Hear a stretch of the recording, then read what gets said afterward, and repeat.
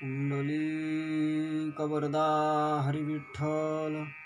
श्री ज्ञानदेव तुकाराम दत्तात्रेय जनार्दन स्वामी एकनाथ सद्गुरुनाथ महाराज की जय। माऊली ज्ञानेश्वर महाराज की जय। जगद्गुरु तुकाराम महाराज की जय। तपोमूर्ति संत गाडगे महाराज की जय। राष्ट्रसंत तुकडोजी महाराज की जय। ऋषिवर्य घुसरकर महाराज की जय। श्री संत मोझरकर महाराज की जय।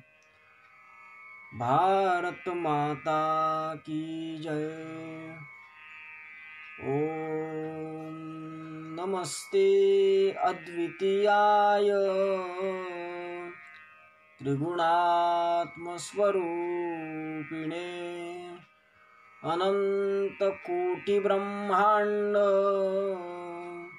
नायकाय परात्मने आनंदमानंदकरः प्रसन्नं सत्यज्ञानस्वरूपं निजबोधयुक्तं योगीन्द्रमीड्यं भवरोगवैद्यं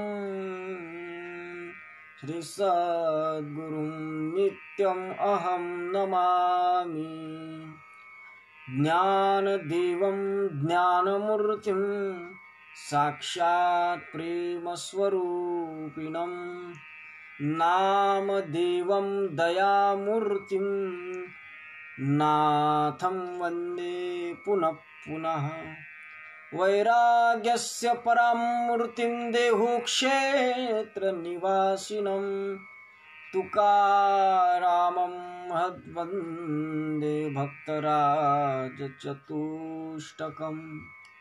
श्रीमञ्जुलाहृन्मणिमाणिकेशं श्रीखञ्जरीशं जनहृन्निवेशं श्रीग्रामगीताजनकं प्रशान्तं सद्गुरुराष्ट्रसन्तं सततं नमामि। अनिन्द्यसाहित्यसुधा समुद्रः विदर्भदेशे सुदामदेव अद्भुत सदाचार रतो महात्मा विद्वान् विनम्रः समुदारचिता राष्ट्रसंत गिरोद्गीर्णं ग्रामकल्याणचिन्तनं दीनार्थ करुणापूर्ण ग्रामगीतामृतं महत् शास्त्र सिद्धान्तानुगतं गुरुवाक्येषु सम्मतं स्वानुभूति प्रमाणं च ग्रामगीतामृतं महत्। विदर्भी गर्जली ज्यांची समन्वयी वाणी वाल्मिकी राष्ट्रसंत अनुचर महर्षी म्हणून अपुलिया कवन प्रवचने राष्ट्रधर्म शिकवितो ऐशा ऋषिवरा गुरुवरा श्री घुसरकरा वंदितो सद्गुरुनाथ महाराज की जय। यह डर सभी जाता रहे मन बुद्धि का इस देह का निर्भय रहे हम कर्म में पर्दा खुला कर स्नेह का गाते रहे प्रभु नाम पर प्रभु तत्व पाने के लिए हो ब्रह्म विद्या का उदय यह जीत राने के लिए सद्गुरुनाथ महाराज की जय। परम पूजनीय श्री गुरुदेव विश्व माऊली ज्ञानेश्वर महाराज, प्रचार रत्न संत नामदेव महाराज, शांती ब्रह्म संत एकनाथ महाराज पंचम वेद निर्माते जगद्गुरु तुकाराम महाराज, तपोमूर्ती संत गाडगे बाबा आणि मानवतेचे महान पुजारी ब्रह्मलीन वंदनीय राष्ट्रसंत तुकडोजी महाराज,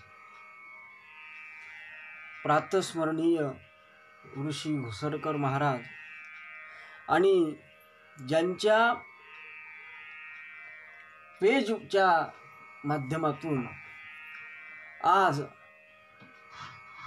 हा प्रवचनाचा योग आला, हे संत मोझरकर बाबा आणि सर्व सद्भाविक सज्जनांच्या पायाशी मी नतमस्तक होतो। आणि माझा जो विषय आहे, एरवी आमच्या सकल संत विचार या फेसबुक पेजवरती आमचं श्री अष्टश्लोकी भागवत जय सामुदायिक प्रार्थना अष्टकावरचं ते नित्यानं सकाळी 10 ते 11 चालू आहे। परंतु आज संत मोझरकर महाराज विचारमंच हे जे पेज आहेत, आमचे परमस्नेही परम आदरणीय पुरुषोत्तमजी बैसकर दादा आणि त्यांच्या परिवारानं, बैसकर अर्थातच मोझरकर महाराजांचा परिवार, मोझरकर महाराजांचं जे मूल आडनाव होतं हे बैसकर अशा पद्धतीचं होतं आणि ते मोझर इजारा या गावचे असल्यामुळे त्यांना मोझरकर अशा पद्धतीचं म्हणून ते प्रसिद्ध आहे। जसं आमच्या गावामध्ये ज्यांच्या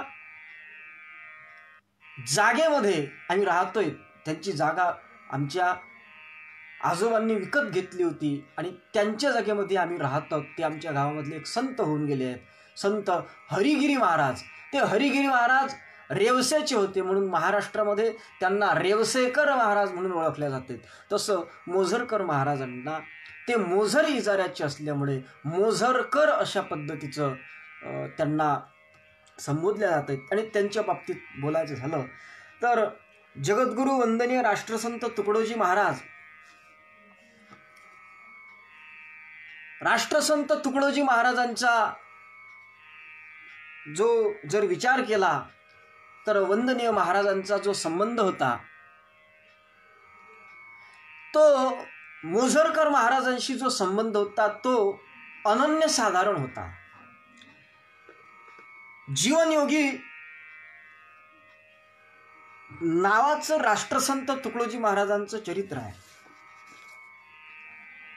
त्या चरित्रखंडामध्ये संत मोझरकर महाराजांच्या बाबतीत 2-3 काही प्रकरणं आलेले आहेत।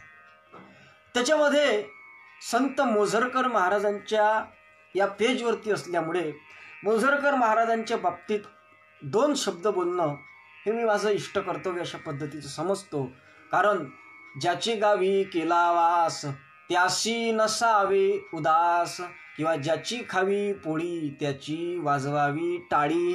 आणि म्हणून आज संत मोझरकर महाराजांच्या पेजवरती आपण बोलत आहोत, तेव्हा मोझरकर महाराजांच्या दृष्टीने थोडा 2 शब्द बोलण्याची एक आवश्यकता आहे असं मला वाटते। आणि म्हणून सांगतो की राष्ट्रसंत तुकडोजी महाराजांचे ते भक्तच नाही, त्यांच्या बाबतीत राष्ट्रसंतांचे भक्त आणि भागवत प्रवचनांच्या एकनाथी भागवताच्या प्रवचनाच्या माध्यमातून अत्यंत मार्मिकपणे जनमनाचा ठाव घेऊन लोकभाषेतून अध्यात्म विवेचन करणारे जर संत सत्पुरुष असतील तर ते नथुबुवा मोझरकरच आहे असे उद्गार त्यांच्या बाबतीत स्वानंद सुखनिवासी पूज्य सुदामजी दादा सावरकरांनी काढले होते।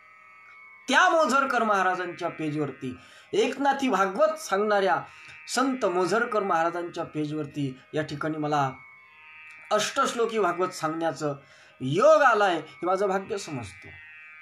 त्याही पुढे जर जाऊन पाहिलं, 1967 साली एका विशाल सभेचं समापन झालं होतं आणि त्या विशाल सभेमध्ये राष्ट्रसंत तुकडोजी महाराजांचं भाषण होतं। तिथं संत मोझरकर महाराज सुद्धा उपस्थित होते। ज्या वेळेस तिथं राष्ट्रसंतांचं भाषण झालं, पूज्य नथुबुवा मोझरकरांचं त्या ठिकाणी एकनाथी भागवत समाप्त झालं असावं आणि त्याच ठिकाणी राष्ट्रसंत तुकडोजी महाराजांचं भाषण होतं। ते भाषण अखिल भारतीय गुरुदेव सेवा मंडळाच्या माध्यमातून जे काही श्री गुरुदेव नामक मासिक बाहेर पडत असते, प्रकाशित होत असते, त्या गुरुदेव मासिकामधल्या 1970 साली आलं होतं त्या गुरुदेव मासिकामध्ये. त्या भाषणामध्ये स्वतः वंदनीय राष्ट्रसंत तुकडोजी महाराजांनी नथुबुवा मोझरकरांची स्तुती करत असताना असं म्हटलं होतं की मनुष्य अधिक लिखा पडा न होने पर भी अच्छा प्रचार कर सकता है. वाक्य लक्षात घ्या. महाराजांची वाक्य आहेत. राष्ट्रसंत तुकडोजी महाराजांनी नथुबुवा मोझरकरच्या बाबतीत वापरलेले वाक्य आहे. ते वाक्य लक्षपूर्वक ऐका. आणि हा महाराजांच्या जीवनामध्ये नथुबुवा मोझरकरांच्या दृष्टीनं तुकडोजी महाराज जे बोलले होते ते काय बोलले होते हे आपण थोडक्यात पाहून लगेच आपल्या विषयाकडे वळणार आहोत. महाराज म्हणाले होते की मनुष्य अधिक लिखा पढ़ा न होने पर भी अच्छा प्रचार कर सकता है. नथुबुवा मोझरकर अकेला अनपढ़ आदमी, परंतु शिरडी के नजदीक उसने अपने प्रचार द्वारा हजारों लोगों में अच्छी जागृति पैदा की. अरे खूनी और चोर भी प्रभावित हुए नथुबुवा के प्रवचन पर. और ऐसे 10-5 नथुबुवा मोझरकर यदि हर प्रांत में घूमने लगे तो कितना प्रचार हो सकता है. इस प्रचार के पीछे त्याग और तपस्या हो तो क्या नहीं बन सकता. और वो त्याग और तपस्या अगर किस प्रचारक में दिखती होगी तो वो है नथुबुवा मोझरकर. राष्ट्रसंत तुकडोजी महाराजांनी त्या नथुबुवा मोझरकरांच्या बाबतीत असे वाक्य उच्चारले होते. किती उच्च कोटीचे असतील ते नथुबुवा मोझरकर. आणि म्हणून एक वेळा नथुबुवा मोझरकरांचं 1950 सालापासून नथुबुवांनी मोझरकर महाराजांनी प्रवचन चालू केले. आणि मग 1962 साली तुकडोजी महाराजांच्या कानावर नथुबुवा मोझरकरांची कीर्ती गेली. कारण वाऱ्या हाती माप चाले सज्जनाचे कीर्ती मुख त्यांचे नारायण. अर्थात वाऱ्यासारखी सज्जनाची कीर्ती पसरत असते. आणि ती कानावर गेल्यानंतर वंदनीय राष्ट्रसंत तुकडोजी महाराजांनी 1962 साली नथुबुवांचा एकनाथी भागवताचा सप्ताह गुरुकुंज आश्रमामध्ये केला होता. आणि त्यावेळेस राष्ट्रसंत तुकडोजी महाराजांनी नथुबुवा मोझरकर महाराजांच्या दृष्टीनं राष्ट्रसंत तुकडोजी महाराज बोलले होते की पूर्ण 8ही दिवस नथुबुवा मोझरकरांचं ते प्रवचन राष्ट्रसंत तुकडोजी महाराजांनी ऐकलं होतं. आणि त्याच्यावरती प्रतिक्रिया दिली होती. ते प्रतिक्रिया देत असताना वंदनीय राष्ट्रसंत तुकडोजी महाराज बोलले होते की एकनाथी भागवत समजायला अत्यंत कठीण आहे, परंतु ते तुम्ही सांगत आहात असं त्रोटक असल्यास लोकांना फार परिणाम होईल. आणि मग राष्ट्रसंतांना मोझरकर महाराजांनी जे त्यांनी काही त्या एकनाथी भागवताचे टिपणं काढले होते ते टिपणं काढलेली डायरी वरखेडच्या समर्थ आडकोजी महाराजांच्या उत्सवाच्या निमित्तानं भेट झाली असताना महाराजांना ती डायरी दाखवल्यानंतर महाराजांनी गीताचार्य पूज्य तुकाराम दादांना सांगितलं होतं की ही डायरी आपल्या इथून प्रकाशित झाली पाहिजे. आणि म्हणून ती आपल्या गुरुकुंजातून प्रकाशित व्हावी म्हणजे समाजाचं कल्याण होईल. हा एकनाथी भागवतातला अद्वैत सिद्धांत आत्मप्रवण अशा पद्धतीचा विषय समाजात गेल्यानंतर आणि तीच गोष्ट मनावर घेऊन स्वानंद सुख निवासी गीताचार्य पूज्य तुकारामजी दादा यांनी 19 नथुबुवांचा अड्या टेकडीवर भूवैकुंठ अड्या टेकडीवर एकनाथी भागवताचा सप्ताह आयोजित केला होता. आणि गीताचार्य पूज्य तुकाराम दादांच्याच माध्यमातून हा एकनाथी भागवतात प्रवचनाचं जे पुस्तक आहे नथुबुवा मोझरकरांचं फार सुंदर पुस्तक आहे, माझ्याकडे उपलब्ध आहे. हे पुस्तक सर्व जनता जनार्दनी वाचून अष्टश्लोकी आपलं एकनाथी भागवताचं सरस आणि सुंदर अशा पद्धतीचं शब्दरचना गावंढळ अशी जरी असली तरी मात्र सुद्धा ते वालुकापात्री गंगाजळ असल्यासारखं आहे. आणि म्हणून ते गंगेचं शुद्ध जल असल्यासारखा ज्ञानगंगेचं एकत्रीकरण असलेला तो एक ज्ञानगंगेचं रूप असलेला एकनाथी भागवताच्यावरील प्रवचनाचा जो ग्रंथ नथुबुवा मोझरकरांचा आहे तो सर्व जनता जनार्दनाने अभ्यासावा आणि सत्य ज्ञानाची प्राप्ती करून घ्यावी अशा पद्धतीची मी विनंती करू इच्छितो. आणि या विनंतीच्या सोबतच नथुबुवा मोझरकरांच्या चरणी नतमस्तक होऊन त्यांच्या विचारमंचाच्या नावानं हे चालत असलेलं जे पेज आहे नथुबुवा मोझरकरांच्या नावाचं, त्या पेजवरून मी माझ्या जो विषय आहे आजचा आमच्या नित्यानं चालत असलेल्या अष्टश्लोकी भागवताचा 36वा भाग परदा खुला कर स्नेह का, त्या भागाकडे मी आता वळतो. सज्जन हो, जी मंडळी माझं हे प्रवचन नित्यानं ऐकत असतील या पेजवरची सुद्धा त्यांना कदाचित कल्पना असेल. काल आपण चिंतन केलं होतं की कर्मानं चित्तशुद्धी होते का, किंवा ज्या कर्मानं चित्तशुद्धी होते ते कर्म कोणते असावे, किंवा समर्पण कशाला म्हणतात. अर्थात अनुरागासह राग चाले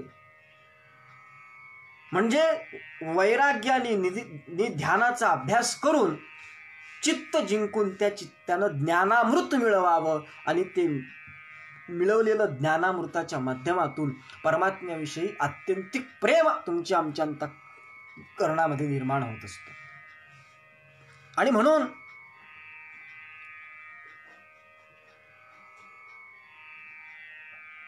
एक महत्वाचा जो भाग आहे तो भाग हा आहे की एक शंका उपस्थित होऊ शकते. ती शंका अशी उपस्थित होऊ शकते की परदा खुला कर स्नेह का असं राष्ट्रसंत तुकडोजी महाराज प्रार्थना अष्टकामध्ये म्हणतायत. अर्थातच राष्ट्रसंत तुकडोजी महाराज जे म्हणत आहेत या प्रार्थना अष्टकामध्ये त्यावेळेस एक प्रश्न निर्माण होऊ शकतो की परदा खुला कर म्हणजे परदा उघडून, तर तिथे एक प्रश्न निर्माण होऊ शकतो की हा जो काही प्रभू प्रेमाचा पडदा आहे हा उघडा किंवा खुला करा असं राष्ट्रसंत तुकडोजी महाराज म्हणतात. अर्थातच हा जो पडदा आहे हा पडदा कुठंतरी बंद अशा पद्धतीचा असला पाहिजे. हा पडदा बंद आहे म्हणून राष्ट्रसंत म्हणतात की तो पडदा खुला करा वा तो पडदा उघडा. तर हा प्रेम पडदा बंद आहे काय हा मोठा प्रश्न निर्माण होऊ शकते. कारण हा पडदा उघडून खुशाल कर्म करा असं जेव्हा महाराज म्हणतात तेव्हा बंद आहे. तर हा बंद आहे तो कसा. वास्तविक पाहता विचार जर केला तर प्रेमावरतीच हे सगळी दुनिया चालत आहे. हे जे जग चालत आहे हे प्रेमाच्या भरोशावरच चालत आहे. प्रेम आवश्यक आहे कारण जगाची जी क्रिया चालत आहे ती क्रिया प्रेमाच्या माध्यमातूनच चालत आहे. प्रेम हे सर्वांचं जीवन आहे. प्रत्येकाचं जीवन हे प्रेम आहे. परंतु यत्प्रीत्या प्रीतिमात्रम तनु युवती तनुर्जार्थ मुख्यम स तस्मात् अशा पद्धतीचं शतश्लोकीमध्ये वर्णन आलेलं आहे. अर्थात स्त्री पुत्र पती पत्नी हे जे सगळे जगात दिसणारे जे लोक आहेत या सगळ्या लोकांवरती जे जग या सगळ्यांच्या रूपानं नटलेलं जे हे जग आहे, हे जे जग आहे ना हे जग जे आहे ते प्रिय आहे. कशामुळे तर ते सर्व जग हे प्रभूचं रूप आहे. हे जग जे आहे या जगामध्ये ज्ञानेश्वर महाराजांनी स्पष्ट सांगितलं की तैसा मज एकाचा विस्तारू ते हे जग, अर्थात ते परमात्मा स्वरूपाचाच विस्तार असलेलं हे जग आहे. म्हणून या जगावरती प्रेम करणं योग्य आहे. असं जरी असलं तरी सज्जन हो, आपण जे काही पाहतो जे काही प्रेम समाजामध्ये आहे ते जे काही प्रेमाचा पडदा जो काही आहे समाजामध्ये तो कोणत्या दृष्टीने आहे. तो ईश्वर भावनेनं आहे का. ते आपल्या एकाच ईश्वराचे अंश आहेत. सर्वत्र ईश्वर नटलेला आहे तो यांच्यामध्ये सुद्धा आहे. या दृष्टीने त्यांच्यावरती आपलं प्रेम आहे का. नाही आहे. नाही आहे ते प्रेम. ते कोणत्या दृष्टीने आहे तर ते प्रेम आपण करत असताना हे प्रेम कशा माध्यमातून आहे. ही माझी आई आहे म्हणून हिच्यावर प्रेम आहे. हा माझा बाप आहे म्हणून आहे. ही माझी पत्नी आहे म्हणून आहे. हे माझा पिता आहे म्हणून आहे. हे माझा मित्र आहे. हे माझे पुत्र आहेत. या दृष्टीनं प्रेम आहे. अर्थात हा जो प्रेमाचा पडदा आहे हा प्रेमाचा पडदा ममत मायेनं मोहानं व्यापलेला आहे. अर्थात विश्वपट ब्रह्मदोरा अशा पद्धतीचा तो पडदा नसून विश्वपट मोहदोरा अशी त्याची अवस्था झालेली आहे. विश्वपट स्वार्थ दोरा अशी त्याची परिस्थिती झाली असल्यामुळे ते सत्य प्रेम ठरू शकत नाही. आणि हे जे भौतिक प्रेम आहे, या भौतिक प्रेमाच्या माध्यमातून सद्भाविक सज्जन हो, प्रभू प्रेम अनुभवाला येऊ शकत नाही. ईश्वराच्या बाबतीतलं प्रेम वा ईश्वराच्या स्वरूपाच्या बाबतीतली अनुभूती वा ईश्वराच्या बाबतीतलं जे काही अमृतत्व आहे किंवा ईश्वराच्या बाबतीतलं जे काही श्रद्धा आहे, निष्ठा आहे, ती भौतिक प्रेमाच्या माध्यमातून प्राप्त होऊ शकत नाही. राष्ट्रसंत तुकडोजी महाराजांचं एक भजन आहे, ईश्वराला प्रेम जर द्यायचं असेल तर जो काही पडदा मधामध्ये पडलेला आहे, कोणते कोणते पडदे आहेत, ममत्वाचा आहे, भौतिक जगाच्या विषयी जी आपली आशा आहे, जे आपले ममत्व आहे, त्याचा आपण अभिमान धारण केलेला आहे, हे माझं, मी, अर्थात नश्वरावर आपलं प्रेम आहे. आणि जोपर्यंत नश्वरावरती प्रेम आहे तोपर्यंत ईश्वराच्या प्रेमाचा अनुभव तुमच्या आमच्या जीवनामध्ये येऊ शकत नाही. जे नश्वर आहे, डोळ्यानं दिसणाऱ्या सगळ्या वस्तू नश्वर आहेत आणि त्या नश्वर वस्तूवर जोपर्यंत प्रेम आहे तोपर्यंत आपल्याला ईश्वराची अनुभूती येऊ शकत नाही. आणि म्हणून नश्वरावरती जे प्रेम आहे, भौतिक जगावरती जे प्रेम आहे, ज्या गोष्टींचा जीवनाशी काही संबंध नाही, आशांशी जो संबंध आपण प्रेमाचा जोडून बसलेलो आहे, त्याच्या माध्यमातून ईश्वराची अनुभूती येऊ शकत नाही. भौतिक जे जे काही असेल, मग तुमच्या मनात कोणते कोणते पडदे पडलेले आहेत, पडदे पडलेले आहेत ना, कोणते पडदे पडले, तुम्ही जगाला आपलं समजत आहात, हा एक पडदा आहे. दुसरा पडदा कोणता आहे, जे धर्माचे आचार तत्व असतील किंवा पंथाचे संप्रदायाचे आचार तत्व असतील, त्या पंथ संप्रदायाचे पडदे आपल्यामध्ये पडलेले आहेत ना. आणि राष्ट्रसंत सांगतात, नवे नवे सर्व भगवद्गीतेसहित भगवद्गीतेसारखा ग्रंथ सुद्धा सांगते की समो अहम सर्वभूतेषु द्वेषोस्ति न च मे प्रियः, अर्थात मी सर्वच ठिकाणी समान व्याप्त आहो, हरिव्यापक सर्वत्र समाना असा तो आहे. असं असताना ईश्वर सर्वा ठाई व्यापला, तो पंथी नाही विभागला, हे सगळं राष्ट्रसंतांसारख्या किंवा सर्व संतांनी सांगितलं असताना सुद्धा आपल्यामध्ये जो पंथाचा, जो संप्रदायाचा, जो आपल्यामध्ये माळीचा, गंधाचा, टोप्याचा, फेट्याचा जो काही एक पडदा पडलेला आहे, तो पडदा जोपर्यंत आपण त्या पडद्याच्या बाबतीतली आसक्ती सोडणार नाही, तो पडदा जोपर्यंत आपण बाजूला सारणार नाही, तोपर्यंत ईश्वराच्या प्रेमाची अनुभूती येऊ शकत नाही. कारण त्या ईश्वराला जे पाहिजे आहे ते शुद्ध प्रेम पाहिजे आहे. त्याला तुमची टोपी नाही पाहिजे, तुम्ही कोणत्या कलरची टोपी डोक्यात घातली आहे, भगवी घातली की पांढरी घातली की पिवळी घातली, त्याला टोपीचं काही महत्त्व नाही. टोपी नाही घातली तरी त्याला काही अडचण नाही. तुम्ही गंध कोणतं लावलं, उभं लावलं की आडवं लावलं, त्याच्याशी देवाला काहीच घेणं देणं नाही आहे. चंदन लगा तो क्या हुआ, वंदन करी नाही प्रेम असे. ज्याच्या ठिकाणी वंदन नाही त्यानं कितीही चंदन लावलं तरी सुद्धा त्याचं जीवन हे चंदनासारखं सुगंधी ठरू शकत नाही. ना हवे माळा टिळे कधी दंडने वा मुंडने, तर प्रभूच्या प्रेमाच्या अनुभूतीसाठी फक्त आवश्यक आहे भक्ती हवी हृदयातुनी.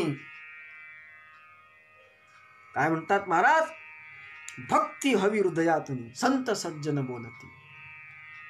आणि म्हणून भूषणे किती घातली, भस्मेनी कौपिन मुंडने, दंडने शांतीना मिळते तया, फिरला जरी राणी, त्याला शांती भेटू शकत नाही. मग तो गोळ किती गोळ आहे तो हरी हा जर पाहायचा असेल तर भाकिता करुणा तया, निष्काम होऊनी अंतरी, धाव घे प्रभू आमुचा, घ्या साक्ष संतांची जुनी. आणि सगळ्यात महत्वाचा सिद्धांत राष्ट्रसंत तुकडोजी महाराज सांगतात, त्याचं प्रेम तुमच्या टोपीवर नाही, त्याचं प्रेम तुमच्या गळ्यातल्या कोणत्या माळेवर नाही, त्याचं प्रेम तुमच्या कोणत्या गंधावर नाही, त्याचं प्रेम तुम्ही किती टाळ वाजवता, किती सुंदर गायन करता त्या ईश्वराच्या नावानं, त्याच्यावरती त्याचं प्रेम नाही. त्याचं प्रेम आहे ते तुमच्या शुद्ध अंतःकरण जर असेल तर मग ते त्याला आवश्यक आहे, शुद्ध प्रेम त्याला आवश्यक आहे. आणि म्हणून प्रेमाशिवाय परमात्म्याच्या स्वरूपाचा अनुभव येऊ शकत नाही. कारण भक्तीचं खरं स्वरूप जर काय असेल तर सा तस्मिन परम प्रेम रूपा, सा म्हणजे ती, अस्मिन म्हणजे आहे, कशी, परम प्रेम रूपात. त्याची जी भक्ती आहे ना, ती भक्ती परम प्रेम रूप आहे. आणि म्हणून त्या प्रेमाविण, प्रेम भक्तीविण कलियुगात नाही साध्य काय. त्या प्रेमाशिवाय त्या परमात्म्याची अनुभूती येऊ शकत नाही. आणि म्हणून राष्ट्रसंत तुकडोजी महाराजांनी सांगितलं की हा जो तुमच्यामध्ये काही पडदा पडलेला आहे विषयाचा किंवा इतर लोकांच्या बाबतीत जे तुमच्या अंतःकरणामध्ये ममत्व दडलेलं आहे ते दडलेलं ममत्व बाजूनं सारून पहा. आणि राष्ट्रसंतांनी सांगितलं की ते सारण्याकरिता महत्वाची गोष्ट आहे. कारण आपलं प्रेम कुठं आहे? आपलं प्रेम कुठं आहे? आपलं प्रेम आहे नश्वरावरती. आज जर समाजाकडे पाहिलं तर समाजाचं प्रेम कुठं आहे? समाजातल्या प्रत्येक घटकाचं प्रेम कुठं आहे? रहस्यामृतकार पूज्य सुदामदादांनी रहस्यामृतामध्ये फार सुंदर वर्णन केलं. काय कुठं आपलं प्रेम दडले? परमात्म्याच्या ठिकाणी आपलं प्रेम आहे का, की कुठं भलत्याच ठिकाणी आपण प्रेम खर्च करतोय? आपलं कुठं करतोय? स्वानंद सुखनिवासी पूज्य दादांनी रहस्यामृतामध्ये फार सुंदर सांगितलं. याचे कांता त्याची तीर्थ, मुले बाळे साधू संत, नाटक सिनेमा निश्चित स्वर्ग याचे. कुठं प्रेम जडलंय आपलं? आपलं प्रेम जडलंय आपल्या पत्नीच्या ठिकाणी.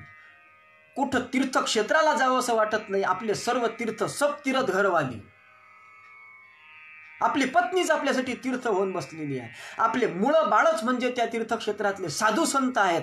आणि त्या तीर्थक्षेत्रामध्ये जे स्वर्ग सुख आहे ते स्वर्ग सुख म्हणजे घरी बसून हातात रिमोट घेऊन दिवाणवर लोटून टीव्ही सिनेमा नाटक पाहणे हेच आपलं स्वर्ग सुख आहे. असं आपलं प्रेम होऊन बसलेलं आहे. नर्तकी कीर्तन मनोभावे, प्रसाद मिष्ठान्न झोडावे, काही पदव्या मिळवित जावे मरुनी उराया. नाच गाणे पाहणं हेच आपल्यासाठी कीर्तन होऊन बसलेलं आहे. कीर्तनावरचं प्रेम हे नाच गाण्यानं घेतलं आहे. प्रसादावरचं प्रेम हे मिष्ठान्नानं घेतलं आहे. कुठं चाललोय आपण? कादंबऱ्या हेची शास्त्र, अस्पृश्यते दान सत्पात्र, मांस मद्य तेची पवित्र, अमृतपान अशा पद्धतीची आपली आवश्यकता झाली. काय आपली परिस्थिती होऊन बसली? कुठं आहे आपलं प्रेम? आणि म्हणून हे जे प्रेम आहे हे प्रेम पूज्य सुदामदादा लिहितात रहस्यामृतामध्ये की जगत प्रेमाशी द्यावा फाटा, इच्छेचा मोडावा कुरुठा, सर्वस्व आणि मग सर्वस्वाचा आटापिटा तेव्हा परमार्थ. हा प्रभू प्रेमाचा पडदा जो पडलाय हा उघडून प्रभूच्या विषयी प्रेम जे आहे ते भगवत प्रेमाची अनुभूती कधी येणार आहे? ज्यावेळेस तुम्ही भौतिक प्रेमाला फाटा द्याल, अर्थात भौतिक प्रेमाला फाटा नाम शून्य कराल. त्यावेळेस भगवत प्रेमाला शून्य केलं की मग भगवत प्रेमाला शुद्ध केल्याच्या नंतर मग हा सर्वस्वाचा आटापिटा तेव्हा परमार्थ, तेव्हा हा परमार्थ, तेव्हा हा प्रभू प्रेमाचा अनुभव तुम्हाला आल्याशिवाय राहणार नाही. आणि म्हणून राष्ट्रसंत तुकडोजी महाराज जसं म्हणतात ब्रह्मानंद होऊन गेले आहेत. फार त्यांचे वेदांतावरती भजन आहेत. त्या ब्रह्मानंदांनी सुद्धा म्हटलंय की दुनिया से दिल हटाले प्रभु ध्यान में लगाले. या दुनियेवरून प्रेम उठवून परमात्म्याच्या ठिकाणी ते प्रेम जर दृढ केलं तर मग खऱ्या अर्थानं परमात्म्याच्या प्रेमाचा अनुभव येईल. आणि प्रभू प्रेमाचा अनुभव आला की मग खुशाल कर्म केले तरी सुद्धा त्या कर्माचा बंध आपल्या ठिकाणी लागणार नाही. अर्थात यालाच म्हणतात पडदा खुला कर स्नेह का. प्रभू प्रेमाचा पडदा, त्या प्रभूच्या प्रेमाच्या मध्ये जो आड पडदा आपला पडलेला आहे तो पडदा बाजूनं सारला गेला पाहिजे. आणि मग आपली परिस्थिती अशी झाली पाहिजे की विषय तो त्यांचा झाला नारायण, न आवडे जन धन माता पिता. हा विषय आपला झाला पाहिजे. आणि राष्ट्रसंत तुकडोजी महाराजांनी सांगितलं की त्या प्रभूच्या प्रेमाचा अनुभव जर तुम्हाला घ्यायचा असेल तर मग दास तुकड्या सांगतो हृदया विचारा आपुल्या, किती गोड आहे तो हरी पण तो कधी पहा विषय बाजू सारून. विषय बाजूला सारा आणि मग विषय बाजूला सारून पहा, मग तुम्हाला तो ईश्वर दिसेल, मग त्याचा तुम्हाला अनुभव येईल. कारण किती गोड आहे तो हरी पहा विषय बाजू सारून. तो विषय बाजूला सारल्याशिवाय, परमात्मा हा आपल्या वृत्तीचा विषय केल्याशिवाय आपल्याला त्याच्या प्रभू प्रेमाचा पडदा जो आहे तो बाजूने सारून त्या प्रभू प्रेमाचा अनुभव येणार नाही. म्हणून राष्ट्रसंतांनी सुद्धा सांगितलं की सामान्य रूपाने ईश्वर सर्वत्र व्याप्त आहे. ईश्वर किसी में है नहीं, जो चाहता उनमें खड़ा, चाहना बड़ा ही दूर है, करके नजर में ना पड़ा. धनवाल सारे चाहते, यह दृष्टियों की भूल है, इस भूल को पहचानत लो, चित्त को करो निर्मूल है. लहरकी बरखीमध्ये राष्ट्रसंत तुकडोजी महाराजांनी सांगितलं. अर्थात ईश्वर तर सर्वत्र आहे, पण जो इच्छा करील त्या ईश्वराच्या प्राप्तीची त्यालाच तो ईश्वर भेटणार आहे, त्यालाच भेटणार. पण आपण ईश्वराच्या ऐवजी धनमाल सवही चाहते, ये दृष्टियों की भूल है. आपण ईश्वराच्या बाबतीत कधी इच्छाच करत नाही, अपेक्षाच करत नाही की ईश्वराची दर्शन व्हावं, ईश्वराची भेट व्हावी वा त्या ईश्वराच्या प्रेमाचा अनुभव यावा, अशा पद्धतीची आपण कधी इच्छाच करत नाही. आणि ती इच्छा करत नाही म्हणून त्या प्रेमाचा अनुभव आपल्याला येत नाही. सगळेच चाहतात. स्वानंद सुखनिवासी गुरुवर्य ऋषी घुसरकर महाराजांनी त्याचं फार सुंदर अशा पद्धतीने विवरण केलं. त्यांचं फार सुंदर भजन आहे. मंदिर में मस्जिद में तू ही तू है, तू ही तू है, उसी को मिला तू. पहा घुसरकर महाराज काय म्हणतात. आमचे गुरु घुसरकर महाराज म्हणतात की उसी को मिला तू, किसको, जिसने चाहा है, तू ही अल्लाह साही, तू ही मसीहा है. ज्यानं त्याला उसी को मिला तू, जिसने चाहा है, त्या देवाला सांगतात देवा तू असा आहेस की तुझ्या बाबतीत ज्यानं इच्छा केली, तुझ्या प्राप्तीची इच्छा ज्यानं केली त्यालाच तू मिळतो आहेस, अशा पद्धतीचा तू आहे. कारण या जगामध्ये जर पाहिलं तर सारे जगत का तू ही प्रभु निर्माता है, लोग न समझे अजब तेरी ये माया है. चांद सूरज को तेरा ही उजियारा है, सब सृष्टि का तू ही पालनहारा है. तेरा नूर सबके अंदर समा है, चाहे भूमि हो या आसमां है, मंदिर में मस्जिद में तू ही तू है, तू ही एक है. पण हा एक आहे, हा सर्वत्र व्याप्त आहे, पण तो तुम्हा आम्हाला का प्राप्त होत नाही त्याचं कारण सुद्धा ऋषी घुसरकर महाराजांनी या भजनाच्या माध्यमातून सांगितलं. सुंदर भजन आहे. धन दौलत को चाहने वाले लाख यहाँ, कोई न रहते सब कुछ होते खाक यहाँ, केवल तुझको चाहते वे ही होते अमर, लोग लगाते तस्वीरें उनकी घर घर, जिस जिसने तुझको दिल से चाहा है, उसी को ये पूजे सारा जहां है. मंदिर में मस्जिद में तू ही तू है, तू ही एक है, हो तू ही एक है. अर्थात धन दौलत को चाहने वाले लाख यहाँ, कोई न रहते सब कुछ होते खाक यहाँ. ते धन दौलतचीच इच्छा करतात म्हणून त्यांना ईश्वराची प्राप्ती होत नाही, आणि जे ईश्वराच्या प्राप्तीची इच्छा करतील त्याला मात्र तो प्राप्त झाल्या वाचून राहणार नाही. एक तथागत भगवान बुद्धांच्या जीवनातला प्रसंग आहे.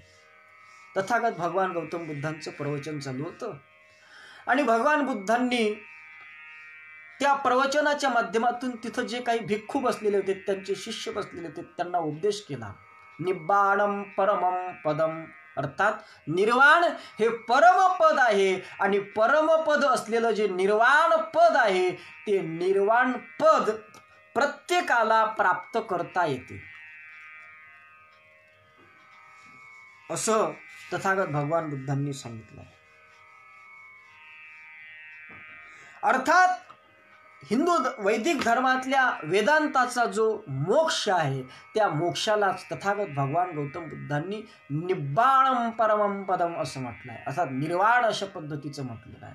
आणि तो निर्वाण पद प्राप्त करण्याचा अधिकार या मनुष्य देहात आलेल्या प्रत्येक जीवाला ना प्रत्येक मनुष्याला आहे असं तथागत भगवान बुद्धांनी त्या प्रवचनामध्ये सांगितलं. अर्थात जो एकनाथी भागवताचा विषय आहे की निजात्मप्राप्ती लागोनी देवे दिली मनुष्य योनी, किंवा ज्ञानेश्वरीमध्ये ज्ञानेश्वर महाराज सांगतात की मनुष्य देहाचे ज्ञाने सच्चिदानंद पदवी घेणे एवढा अधिकार नारायणे कृपावलोकने दिधलासे. अर्थात कृपावलोकने ज्ञानेश्वर महाराज म्हणतात नारायणे एवढा अधिकार दिधला असे, केवढा? सच्चिदानंद पदवी घेणे. अर्थात मोक्ष सुखाची प्राप्ती करून घेण्याची व्यवस्था ही मनुष्य देहामध्ये आहे, मनुष्य शरीरामध्ये आहे. आणि म्हणून याच्यामध्ये ती असल्यामुळे काय आहे याच देहामध्ये ती प्राप्त करून घेता येते असं तथागत भगवान बुद्धांनी तिथं या आशयाचा संदर्भ असलेलं एक भजन त्या ठिकाणी एक प्रवचन तथागत भगवान बुद्धांचं चालू होतं की जो इच्छा करतोय त्याला निब्बाणम परमम पद, त्याला निर्वाण पदाची आणि प्राप्ती अशा पद्धतीची होते. मग त्या ठिकाणी एक शंका उपस्थित झाली, सर्वच लोक या निर्वाण पदाचे अधिकारी आहेत असं ज्यावेळेस तथागत भगवान बुद्धांनी म्हटलं त्यावेळेस त्यातला एक भिक्खू बोलायला लागला, ओ तथागत थांबा, मी कसं म्हणता की सर्वच लोक हे निब्बाणम परमम पदाचे आणि अधिकारी अशा स्वरूपाचे आहेत, कशावरून तुम्ही हा निर्णय घेतलाय? त्यावेळेस तथागत भगवान बुद्धांनी सांगितलं की ठीक आहे, तुला अशी शंका आली आहे ना, तर एक काम कर गड्या, तू गावामध्ये जा आणि गावामध्ये जाऊन गावातील लोकांना विचार की तुमची एक शेवटची इच्छा काय आहे. काय हरकत. तो शिष्य त्यानं कागद पेन घेतला असावा बहुतेक आणि निघाला. प्रत्येकाच्या घरी झालं, का हो गणपतराव काय इच्छा आहे तुमची? तर गणपतराव सांगलं काही नाही, आपल्याकडे वडिलोपार्जित शेती आहे, जवळजवळ 15 एकर शेती आहे आणि आता बस शेवटची एवढीची इच्छा आहे की आणखीन 15 एकर मिळावी आणि 15 एकर मिळालेली जी जमीन आहे ती 15 एकर आणि 15 एकर अशी 30 एकर माझी जमीन व्हावी एवढीच एक इच्छा शिल्लक राहिली. ठीक आहे काय हरकत नाही. दुसऱ्या घरी गेलं, का तुमची काय इच्छा आहे? सांगितलं तुमची इच्छा काय? म्हटले माझी इच्छा अशी आहे की माझ्या घरी टीव्ही आहे, पण साधा टीव्ही आहे हो, आता रंगीत टीव्ही होता पण रंगीत टीव्ही सुद्धा आता तो मला त्याचं नाव आठवत नाही, कदाचित ते भिंतीवरती लावायचं टीव्ही असते, भिंतीवरती लावला जाते तो टीव्ही आणायची आहे, बस तो टीव्ही घरी आणल्या गेला पाहिजे एवढीच एक इच्छा शिल्लक राहिली आहे. काय नंतर पुन्हा दुसऱ्या ठिकाणी गेले, तिसऱ्या ठिकाणी गेले, तुमची काय इच्छा आहे? त्या ठिकाणी ते आजी म्हणायला लागल्या, आतापर्यंत खूप काही लुगडे मी नेसलेली आहेत, पण एक जरीचं पैठणी लुगडं मला नेसण्याची इच्छा आहे. ठीक आहे काय हरकत नाही.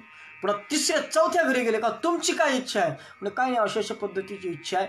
अशा प्रत्येकानं ज्या इच्छा सांगितल्या त्या इच्छा सगळ्या भौतिक सुखाच्या प्राप्तीच्या इच्छा होत्या. आणि मग ती यादी घेऊन तथागत भगवान बुद्धांकडे तो भिक्खू गेला आणि तथागतांनी ती यादी वाचली. ती यादी वाचल्यानंतर तथागत भगवान बुद्ध म्हणायला लागले की अरे याच्यामध्ये कोणी लुगड्याची इच्छा करतोय, कोणी कलर टीव्हीची इच्छा करतोय, कोणी जमिनीची इच्छा करतोय, पण मला निर्वाण पदाची प्राप्ती व्हावी अशी इच्छा करणाऱ्याच्या या यादीमध्ये एकाचंही नाव नाही. अर्थातच यांची इच्छाच नाही तर यांना कसं प्राप्त होणार? अर्थात तुमची जर इच्छा असेल तर जो चाहत दिल को धोत सदा मन, ती चाहतच तुम्हाला तिथपर्यंत घेऊन जाते. अर्थात त्या पद्धतीची जी प्रभू प्रेमाची प्रभू प्रीतीची जी पराकाष्ठा आहे ती अनुभवायची असेल तर ती अनुभवण्याकरिता ईश्वर प्राप्तीची इच्छा तुमच्या मार्गामध्ये झाली पाहिजे. आणि महाराजांनी तर हमी घेतली आहे की ऐसे हे प्रत्यक्षची घडे, जीव आर्त होता मार्ग सापडे आणि मार्गे चालता साक्षात्कार जोडे व्यापक देवदर्शनाचा. ग्रामगीतेचा सिद्धांत आहे. आणि म्हणून त्या ईश्वराच्या ठिकाणी प्रेम असलं पाहिजे. कारण राष्ट्रसंत तुकडोजी महाराजांचा सुधा सिंधू की लहरी नावाचा एक ग्रंथ आहे. त्याचे 2 भाग आहेत, उत्तरार्ध आणि पूर्वार्ध. त्याच्यामध्ये राष्ट्रसंतांनी असं म्हटलं आहे की अनेक प्रकारचे जे खेळणे असतील त्या खेळण्यांमध्ये जर एखादा मुलगा गुंतलेला असेल तर ते आपला मुलगा खेळत आहे म्हणून त्याच्याकडे लक्ष देईल, परंतु त्या मुलाचा लाड करत आई बसणार नाही, आई आपले कामं करणार आहे. परंतु ज्या वेळेस आई म्हणून तो मुलगा रडून उठेल त्यावेळेस 10 कामं टाकून त्या मुलाची आई त्या मुलाकडे धाव घेतल्या वाचून राहणार नाही. त्याप्रमाणे त्याचनुसार ईश्वर सर्वत्र व्याप्त जरी आहे, तो तुमच्या आमच्याकडे नजर ठेवून जरी आहे, तरी मात्र त्याच्याबद्दलचं आत्यंतिक प्रेम जोपर्यंत तुमच्या अंतःकरणामध्ये दृढमूल अशा पद्धतीचं होत नाही तोपर्यंत तो जो ईश्वर आहे तो ईश्वर तुमच्या प्रेमाचा पडदा बाजूनं सारून तुमच्या ठिकाणी विशेषत्वानं तुमच्यावर त्याची कृपा होणार नाही व तुमचं तिथं विशेषत्वानं तुमच्या मध्ये जो पडदा पडलेला आहे तो पडदा बाजूनं जाणार नाही. आणि म्हणून त्याची इच्छा करून टाहो फोडला की समोर आहे. तसंच प्रभूच्या बाबतीत आत्यंतिक प्रेम निर्माण झालं की प्रभू तुमच्या समोर प्रकट आहे विशेष रूपानं. म्हणून उत्कंठा लागलेली लौकिक प्रेमाचा पडदा दूर झाला की मग प्रभूचं स्वरूप जिकडे तिकडे दिसले लागलं. अर्थात आपली स्वार्थ बुद्धी नष्ट करून आपली सेवा बुद्धी जर दृढ झाली तर त्या सेवा बुद्धीच्या माध्यमातून प्रत्येक कर्म हे ईश्वरार्पण होत असते. प्रत्येक कर्म हे ईश्वराप्रतीच्या उत्कंठेनं व ईश्वर प्राप्तीच्या अपेक्षेनं केलं जात असते. ते कर्म सुद्धा अकर्म अशा पद्धतीचं ठरते. त्याचं कारण जो प्रभू प्रेमाचा पडदा आहे तो पडदा तिथं त्या ठिकाणी खुललेला असतो. पर्दा खुला कर स्नेह का, निर्भय रहे हम कर्म में. अर्थात तो प्रभू प्रेमाचा पडदा पडला की मग निर्भय रहे हम कर्म में, निर्भयतेनं आपण मग कर्म करू शकतो. कुठल्याही कर्माचा बाध किंवा कुठल्याही कर्माचे बंधन आपल्या ठिकाणी लागू होणार नाही. कारण काय होत असते की हे जयाची अनुभवा आले त्याचे जन्म मरण दुःख संपले. कारण आत्मस्वरूप मूळचे ओळखले म्हणून या. आणि मग त्याची अवस्था अशी होत असते की त्यांशी नाही उरला भ्रम, विश्व आपणासह जाहले ब्रह्म. तो जे जे करील ते ते कर्म, पूजाच तुझी ईश्वरा. ती त्याची पूजा ठरत असते ईश्वराची. त्याला जे जे करव तो जल्पे तोची जपू माझा, तो करी त्याची माझी पूजा. आणि तो राहे ते तर कपिध्वजा, समाधी माझी ज्ञानेश्वर महाराज म्हणतात. तो बोलेल ते वेदवचन, तो करेल ते ईश्वर पूजन होत असते. ही अवस्था त्या परमात्म्याशी एकरूप झालेल्या वा प्रभू प्रेमाशी चा अनुभव घेतलेल्या महात्म्याकडून होणारे जे कर्म असतात ते कर्म अशा पद्धतीचे होत असतात. तीची कर्मे अदृष्टे होती कालही आपण पाहिलं. आणि म्हणून ईश्वर प्राप्तीचा अर्थ ईश्वराच्या भावनेनं केलेलं प्रत्येक कर्म हे कर्म ठरत नाही तर ते ईश्वराचं पूजन ठरत असते. म्हणून त्या परमात्म्याच्या विषयी आत्यंतिक प्रेम असणं आवश्यक आहे. आणि त्याच्याच करिता महाराजांनी सांगितलं आहे की निर्भय रहे हम कर्म में, पर्दा खुला कर स्नेह का. आता थोडंसं पुढं जर आपण गेलो, आपल्याकडे अगदी 15 मिनिट शिल्लक राहिले आणि त्या 15 मिनिटात आपल्याला थांबायचं आहे. थोडं जर पुढे जाऊन आपण पाहिलं तर एक चिंतन तुमच्या आमच्या लक्षात येईल की आपणच प्रभू प्रेमाचा पडदा जो आहे की त्याची जी आडकाठी आहे ती आपणच बनलो आहोत. आपणच आहोत.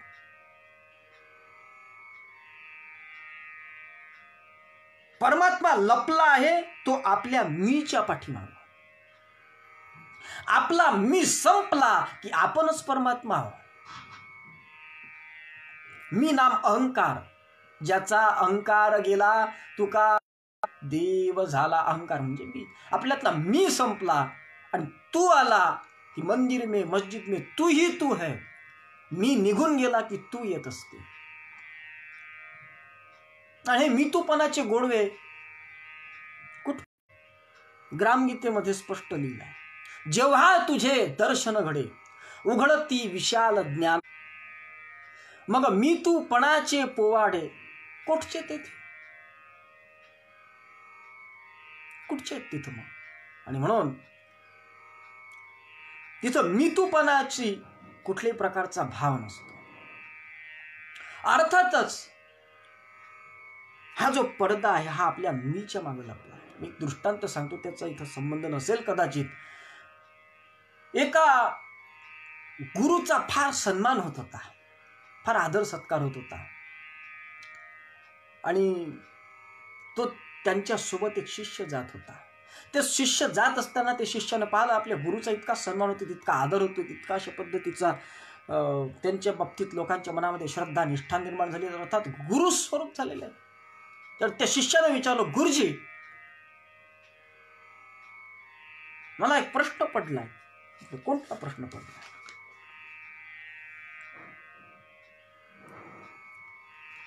त्या तुमचा इतका सन्मान होतो, तुमचा इतका आदर होतो, मला एक प्रश्न पडलाय की मी तुमच्यासारखा कधी होईल? गुरुजींनी फार सुंदर उत्तर दिलं होतं. गुरुजी बोलले की गड्या, मी मेल्यावर काय होईल?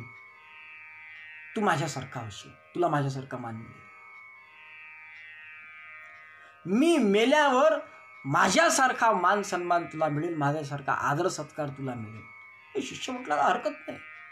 मान सन्मान मिळवण्याकरता, पदप्रतिष्ठा मिळवण्याकरता समाजामध्ये कुठल्याही स्तरावर जाण्याची तयारी सध्याची चालू आहे, तीच त्या शिष्यानं मार्ग पत्करला. म्हटलं गुरुजी निवर्तल्याशिवाय, गुरुजी मरण पावल्याशिवाय, गुरुजींनी सांगितलं की मी मेल्याशिवाय तुला असा सन्मान भेटू शकत नाही. मी मेला पाहिजे म्हणजे गुरुजी मेला पाहिजे म्हणजे आपल्याला सन्मान मिळेल. त्यानं चांगलं चाकूला धार लावली, गेला गुरुजीकडे रात्री मारायला.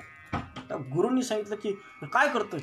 त्यावेळेस तो म्हणला, गुरुजी तुम्हीच सांगितलं होतं की मला तुमच्यासारखं व्हायचं, आणि तुम्ही सांगितलं होतं की मला जर तुमच्यासारखं व्हायचं असेल तर तुम्ही मेले पाहिजे.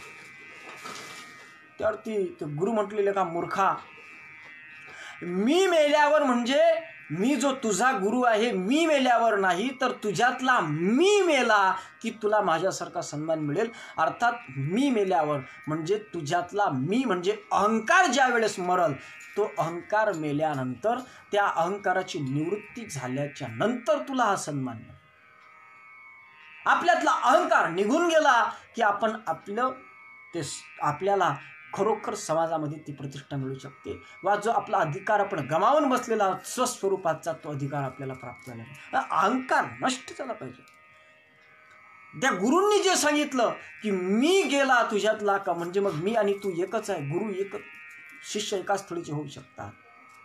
तत्वज्ञानुसार आपल्यातला मी गेला की मग ईश्वराची अनुभूती आपल्याला आल्यावर राहणार. कारण जब मैं था तब हरी नहीं, प्रेम गली अति साकरी ज्यामे दोन समाय. जिथं काम आहे त्या ठिकाणी राम राहू शकत नाही, आणि ज्या ठिकाणी राम आहे त्या ठिकाणी काम राहू शकत नाही. ज्या तुमच्यातला काम, तुमच्यातलं जगत प्रेम, तुमच्यातला देहाच्या बाबतीतली ममत्व, तुमचं देहावरचं प्रेम काढून जर तुम्ही देवावर लावलं तर तुमचा देहच राहणार नाही. देह मी हे सरे ही अवस्था तुम्हाला प्राप्त झाल्यापासून राहणार. अर्थात हा जो अहंकाराचा पडदा आहे, या देहाचा जो आपण अहंकार धारण केला आहे, या मनबुद्धीचा जो इंद्रियाचा जो आपण अहंकार धारण केलेला आहे स्वतःच्या बाबतीतला, तो अहंकार आपण देहाचा अहंकार बाजूनं सारून देवाचा अहंकार पत्करला की मग मात्र प्रभू प्रेमाचा पडदा पडून आपण परमात्म्याशी एक रूप झाल्या वाचून राहणार नाही. मग आपली अवस्था होईल हरी तैसे हरीचे दास, ही आपली अवस्था झाल्याशिवाय राहणार नाही. आणि म्हणून त्या ठिकाणी ज्या ठिकाणी अद्वैत, कारण द्वैतामध्येच भीती आहे, भयाचं कारण जर काही असेल तर ते उपनिषदांनी, आमच्या शास्त्राने द्वैत सांगितलं. ज्या ठिकाणी द्वैत आहे त्या ठिकाणीच भीती आहे, त्या ठिकाणीच दुःख आहे. द्वितीया दुःखम भवती, जिथं दोन आहेत त्या ठिकाणी दुःखाचा उद्भव होतो. आणि म्हणून हाय संत ईश्वर एकही, किंवा ईश्वर आणि देव आणि भक्त हे दोन्ही एकच आहे, ही अनुभूती आली पाहिजे. आणि म्हणून मग सर्व बाजूनं परम प्रेमरूप परमात्माच आपल्याला खुला प्रगट झाल्या दिसल्याशिवाय राहणार नाही, ज्यावेळेस आपलं देहावरचं प्रेम नष्ट होऊन देवावर प्रेम. एक वतन नामक फार सुंदर कवी होऊन गेला. त्याचं या अष्टश्लोकी भागवतामध्ये उल्लेख केला आहे पूज्य दादा म्हणतात की ते वतन नामक जो भक्त कवी आहे तो असं म्हणतो की वज मालूम हुई तुझसे न मिलने की सनम, मैं ही खुद पर्दा बना था मुझे मालूम न था. मीच खरा पर्दा बनलो. मग दिया अपनी खुद को जो मिटा जो हमने उठा, वह जो पर्दा सा बीच में था न रहा, रहे पर्दे में अब न वह पर्दान सी कोई दूसरा न कोई उसके सिवा रहा. ही अवस्था प्राप्त होत असते त्या जफर नावाच्या कवीनं असं जे म्हटलं त्यासारखी. अर्थात सर्वम अहम इदम च वासुदेवाय अशी परिस्थिती होते. ज्यावेळेस मीचा पर्दा बाजूने गेला त्यावेळेस माझे मी पण झाला हरी अशी अनुभूती आल्या वाचून राहत नाही. ही खरी गोष्ट आहे. ते प्रेम किती असावं, ते आत्यंतिक प्रेम किती असावं. राष्ट्रसंत तुकडोजी महाराजांनी त्याला उपमा देत असताना त्या सुधा सिंधू की लहरीमध्ये लैला मजनूचं प्रेम म्हटलं. त्या लैलाचं प्रेम किती, त्या मजनूचं प्रेम किती होत त्या लैलावरती. ज्या वेळेस एक दिवस साक्षात भगवंत त्या मजनूला भेटायला आला आणि मजनूला भेटून बोलायला लागला की अरे काय त्या लैलावरती प्रेम करतोय, तिचं शरीर काय आहे, हा देह नाशिवंत मलमूत्रांचा बांधा, वरी चर्म घातले रे कृमी कीटकांचा सांधा, रव रव दुर्गंधी रे अमंगळ तिचा बांधा, असं तिचं शरीर आहे, काय तिच्या शरीरावरती प्रेम करतो. माझा सल्ला एक स्मरे त्या हरिहरा शरण जाई गोविंदा, परेसी मदालसा सोहम जो जो रे बाळा. अशा आशयाचा उपदेश त्या ठिकाणी भगवंतांनी त्या मजनूला केला आणि सांगितलं की लैलाच्या देहावरती प्रेम केल्यापेक्षा माझ्यावर देवावर प्रेम कर, निश्चित तुला उद्धाराचा मार्ग होईल. त्यावेळेस तो मजनू हसला, त्यानं स्मित हास्य केला आणि तो देवाला का देवा काय तू मूर्ख आहेस. देवाला मूर्ख म्हटलं त्यानं. काय मूर्ख आहेस, काय झालं.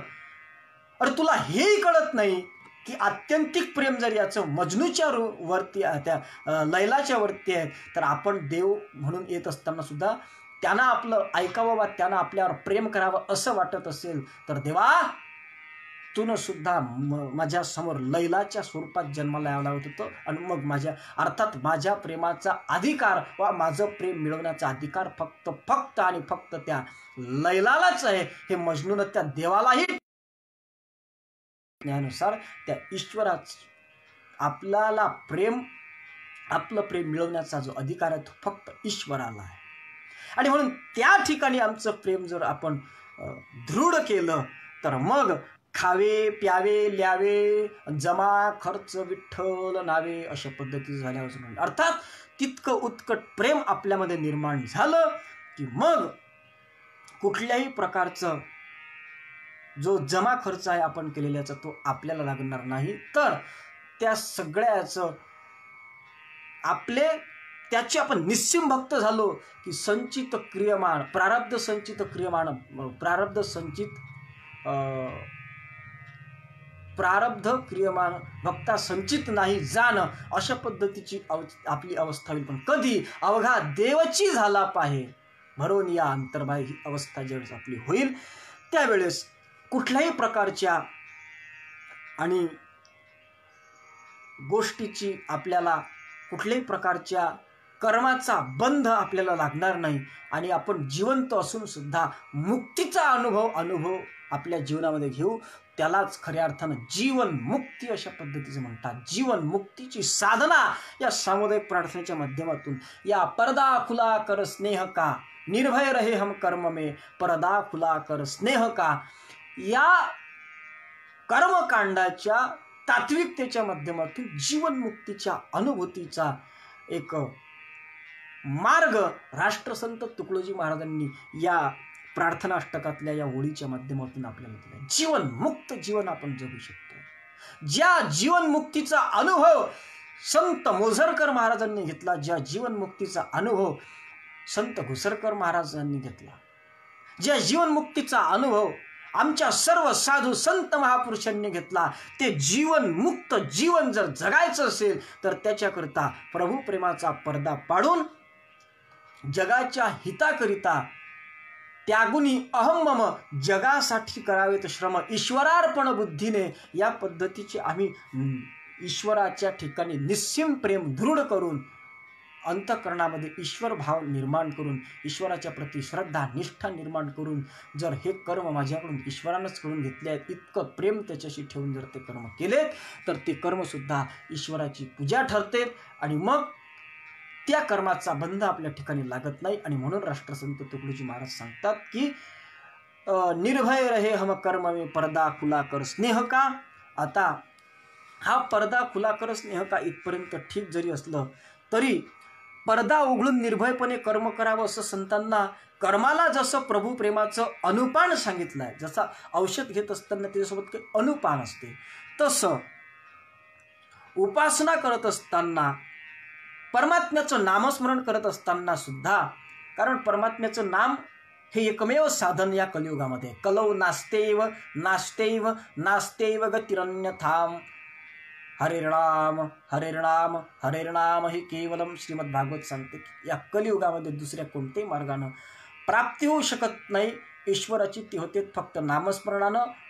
कलौ नास्तेव नास्तेव गतिरन्यथाम, हरिर्नाम हरिर्नाम हरिर्नाम हे केवलम. परंतु ते नामस्मरण घेत असताना व करत असताना त्या नामस्मरणाच्या सोबत सुद्धा काही तत्व महाराजांनी सांगितले आहे की अर्थात आता आपण कर्मकांडाचा विचार केला, आता उद्या आपल्याला उपासना कांड अर्थात भक्तिकांडाचा सुद्धा चिंतन करायचं. परंतु तुर्तास या ठिकाणी आपली वेळ संपलेली आहे. उद्या आपला जो हा विषय आहे भक्तिकांडाचा उपासनाकांडाचा, हा आपल्या सकल संत विचार याच फेसबुक पेजवरती 10 ते 11 याच वेळेमध्ये हा भाग नित्याकर्मानं आपल्या प्रवचनाचा होईल. आज आपल्या मोझरकर महाराजांच्या या पेजवरती आपलं हे प्रवचन झालं. सोबतच आजची महत्त्वाची सूचना अशी आहे की आज आमच्या सकल संत विचार या फेसबुक पेजवरती अमरावतीच्या भागवताचार्य हरिभक्तीपरायण सौ लक्ष्मीताई गहूकर यांचं सुंदर अशा पद्धतीचं ग्रामगीतेतील जो पहिला अध्याय आहे देवदर्शन, त्या अध्यायावरती सुंदर असं प्रवचन आमच्या सकल संत विचार या फेसबुक पेजवर रात्री 8 ते 9 या वेळेमध्ये होणार आहे. सर्व सद्भाविक सज्जनांनी त्याही सुद्धा आणि प्रवचनाचा अवश्य लाभ घ्यावा अशा पद्धतीची मी विनंती करतो. आणि आज या ठिकाणी संत मोझरकर महाराज विचार मंच या फेसबुक पेजवरती आमचे परमश्रद्धेय नथुबुवा मोझरकर महाराजांचे नातू परम आदरणीय पुरुषोत्तमजी दादा बैसकर आहेत, निवृत्ती दादा बैसकर असतील, त्यांचे काय ज्ञानराजजी बैसकर असतील, विवेक दादा बैसकर असतील, भास्कर हे सगळे मंडळी त्यांच्याशी माझा घनिष्ठ संबंध आहे. त्यांच्या कडे जाण्याचाही मला खूप बरेचदा योग आलेला आहे. अर्थातच त्यांच्या त्या संत मोझरकर महाराजांच्या आणि पुण्यतिथीच्या निमित्तानं काही 2-3 वेळेस तिथं त्या ठिकाणी कीर्तनाच्या संबंधाने जाण्याचा योग आला आहे. त्या परिवाराशी आमचा आत्मीय संबंध असल्यामुळे त्यांच्या आग्रहास्तव मी या ठिकाणी आजचा हा कार्यक्रम केला आहे. आणि ते खरोखर त्या संत मोझरकर महाराजांच्या परिवारामध्ये जन्माला आले, त्यांचं जीवनसुद्धा कृतकृत्य झालेलं आहे आणि त्यांनी मला ही संधी दिली त्याबद्दल परम आदरणीय बैसकर दादा आणि त्यांच्या संपूर्ण परिवाराचे, मोझरकर परिवाराचे मी आभार व्यक्त करतो. आणि या ठिकाणी आजचं जे प्रवचन आहे हे एकनाथी भागवताचे मूर्तिमंत पुतळे असलेले आणि एकनाथी भागवताचे जे एक त्यांनी आपलं जीवन एकनाथी भागवताच्या शुद्ध तत्वज्ञानाकरिता वाहून दिलं होतं अशा संत नथू महाराज मोझरकर बाबा यांच्या चरणी हे प्रवचन समर्पित करून शांतीपाठाच्या माध्यमातून या प्रवचनाला आपण पूर्णविराम देऊया. सर्वेत्र सुखिनः सन्तु, सर्वे सन्तु निरामयः, सर्वे भद्राणि पश्यन्तु, मा कश्चित् दुःखमाप्नुयात्. ओम शांति शांति शांति. सद्गुरुनाथ महाराज की जय. पुंडलीकवरदा हरी विठ्ठल श्री ज्ञानदेव तुकाराम दत्तात्रेय जनार्दन स्वामी एकनाथ सद्गुरुनाथ महाराज की जय। माऊली ज्ञानेश्वर महाराज की जय। जगद्गुरु तुकाराम महाराज की जय। माऊली ज्ञानेश्वर तपोमूर्ती संत गाडगे महाराज की जय। राष्ट्रसंत तुकडोजी महाराज की जय। ऋषिवर्य घुसरकर महाराज की जय। श्री संत मोझरकर महाराज की जय। सब साधु संतन की जय। भारत माता की जय।